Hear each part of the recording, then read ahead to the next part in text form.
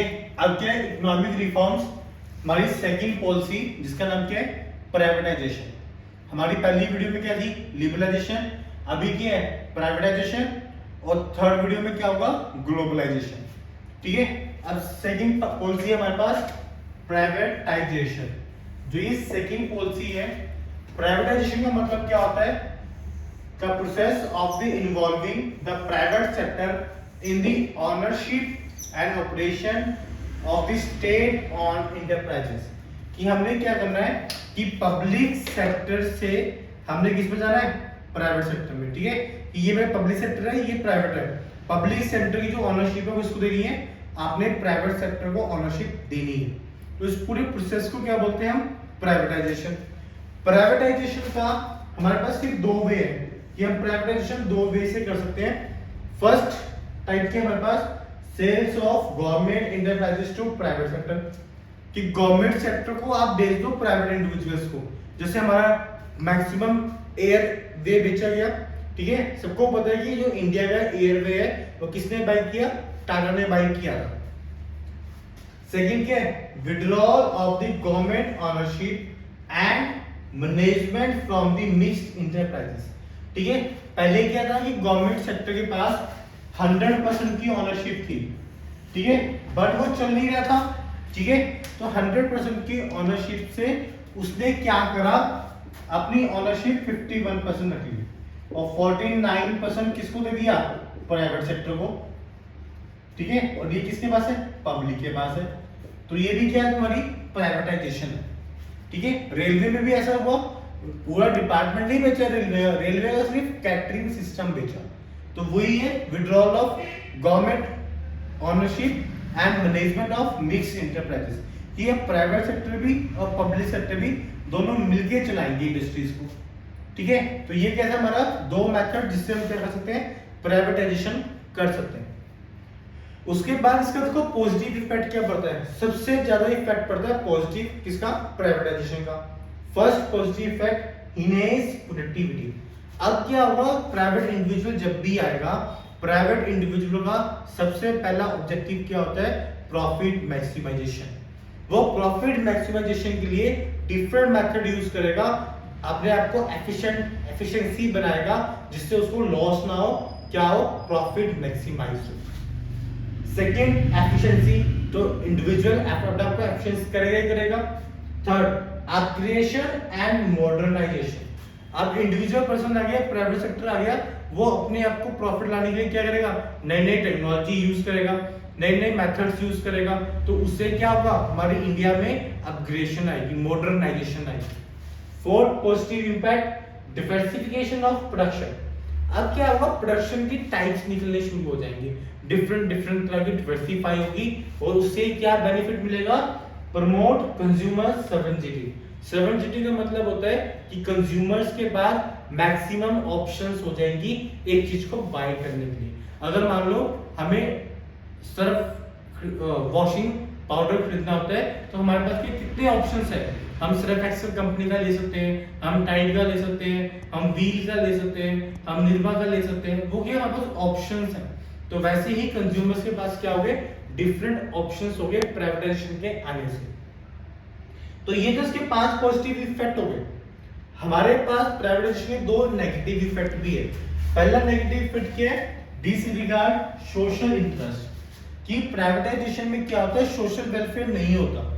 Privatisation का मतलब है कि प्राइवेट सेक्टर को आपने इंटरप्राइजेस दे दी, अब वो क्या करेगा, प्रॉफिट मैक्सिमाइजेशन लाने के लिए कुछ भी करेगा, पर सोशल वेलफेयर करेगा वो बहुत कम करेगा। तो ये पब्लिक सेक्टर का मेन मोटिव ही क्या होता है, सोशल इंटरेस्ट को फुलफिल करना, बट प्राइवेट सेक्टर का फर्स्ट ऑब्जेक्टिव होता है प्रॉफिट मैक्सिमाइजेशन। तो ये हमारा सबसे बड़ा लॉस है कि सोशल इंटरेस्ट क्या हो जाएगा, खत्म हो जाएगा। सेकंड सबसे बड़ा लॉस आया, deprive the weaker section of the society. अब प्राइवेट सेक्टर ये नहीं सोचता कि मुझे वीकर सेक्शन को भी जॉब अपॉर्चुनिटी देनी है। उसका मतलब ये है कि मेरे कंपनी में सबसे स्किल्ड वर्कर्स होने चाहिए, चाहे वो वीकर सेक्शन से आ रहा है, चाहे वो मॉडर्न सेक्शन से आ रहा है, चाहे वो हाई क्लास सेक्शन से आ रहा है। ठीक है, तो सेकंड डीमेरिट हमारा ये है इसका प्राइवेटाइजेशन का। ठीक है टॉपिक बहुत छोटा सा, प्राइवेटाइजेशन का मीनिंग है, उसके मेरिट्स हैं, उसके डीमेरिट्स हैं, उसके मेथड्स हैं। बट इसमें मेन रोल क्या है, आपको जर्नी पता होनी चाहिए कि जो हमारी प्राइवेटाइजेशन है 1991 वाली, ये क्यों लानी पड़ी।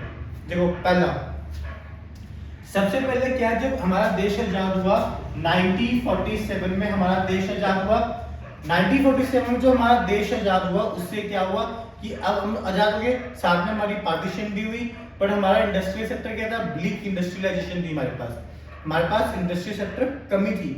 तो हमने क्या करा, इंडस्ट्रियल सेक्टर को ग्रोथ करने के लिए हमने हमारी फर्स्ट पॉलिसी बनाई 1956 इंडस्ट्रियल पॉलिसी रिजोल्यूशन। ठीक है, हमने इस पॉलिसी में डिटेल में पढ़ा। इस पॉलिसी में क्या था कि सबसे ज्यादा तुम्हारा पब्लिक सेक्टर इंटरप्राइजेस क्या करेगा, इंपॉर्टेंट रोल प्ले करेगा। ठीक है, सारे सेक्टर्स पब्लिक सेक्टर को दे दिए इन्होंने। ठीक है, कुछ काम करना है, लाइसेंसिंग लाओ।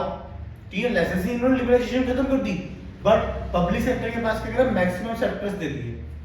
उसके बाद अब देखो प्रिंसिपल गेम क्या हुआ, जब उन्होंने आईपीएल 1956 बनाई, तो उसके बाद 1956 से लेके 1990 तक हमें सिर्फ दो बेनिफिट्स मिले। पहला मिला industry of eminence. Industry of eminence क्या था, नवरत्न, कि हमारे पास अच्छी अच्छी कंपनीज आई। नवरत्न के अगर मैं कुछ एग्जांपल्स बताऊंगा आपको, तो first one is Hindustan aeronautic limited, second is महानगर टेलीफोन निगम लिमिटेड, एमटीएनएल, जिसके आजकल शेयर्स बड़े फेमस हुए थे, एमटीएनएल के शेयर्स।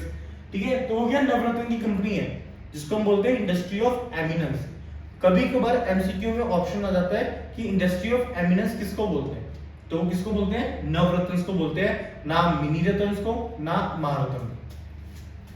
उसके बाद एक प्रिंसिपल गेम मिला हमें, स्ट्रक्चरल ट्रांसफॉर्मेशन। स्ट्रक्चरल ट्रांसफॉर्मेशन का वर्ड को मीनिंग देखो क्या है। स्ट्रक्चरल ट्रांसफॉर्मेशन में क्या हुआ कि आपका जो इकोनॉमी थी, जो आपकी इंडियन इकोनॉमी थी, उसको 3 सेक्टरों में उन्होंने डिवाइड कर दिया, जिसका नाम क्या है, primary sector, second secondary sector and third tertiary sector. ठीक है, इन्होंने स्ट्रक्चरल ट्रांसफॉर्मेशन कर दी कि ये सारे एरिया प्राइमरी सेक्टर के, ये सारे एरिया सेकेंडरी सेक्टर के, ये सारे एरिया टर्शियरी सेक्टर के। उसके बाद देखो, अब कल गेन होना होगा, साथ से कुछ लॉसेस भी हुए होंगे, हमें लॉसेस हुए ना, 3 लॉसेस हुए, और जो हमारे क्या है, कॉजेस ऑफ प्राइवेटाइजेशन, कि हमें प्राइवेटाइजेशन लाने की जरूरत क्यों पड़ी, क्योंकि हमें नुकसान हो रहे थे। पहला नुकसान ब्लॉटिंग इनएफिशिएंसी। ब्लॉटिंग इनएफिशिएंसी का मतलब क्या है कि हमारी प्रोडक्शन उतनी एफिशिएंट नहीं हुई, कि हम प्रोडक्शन में क्या थे, लो थे। सेकंड लीकेजेस, करप्शन, प्रीप्लेस।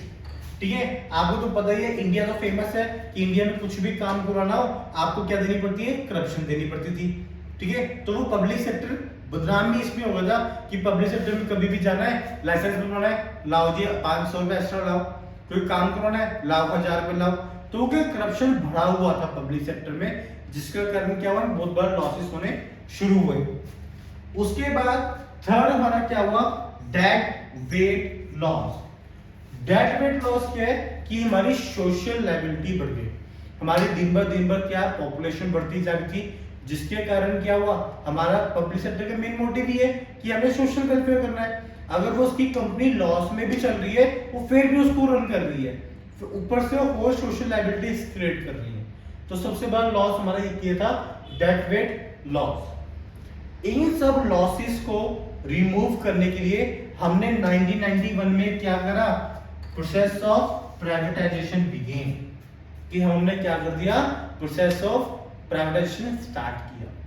ठीक है, जिसका मतलब क्या था, दोबारा से समझा रहा हूं, disinvestment, ownership of public sector enterprises to convert into a private sector. ठीक है, आपने क्या करा, पब्लिक सेक्टर की ओनरशिप प्राइवेट सेक्टर को ओनरशिप को दे दी। ये क्या था आपका जर्नी ऑफ प्राइवेटाइजेशन, कि 1947 से 1991 तक हम कैसे पहुंचे और क्यों आए और क्यों आना जरूरी था। ठीक है, तो ये आपकी सेकंड पॉलिसी थी, privatisation of economic reform policy, जो सबसे इंपॉर्टेंट है, इसमें से मैक्सिमम एमसीक्यूज निकलते हैं। क्लियर, आप नोट कर लो, फिर अपनी नेक्स्ट वीडियो देख लेना।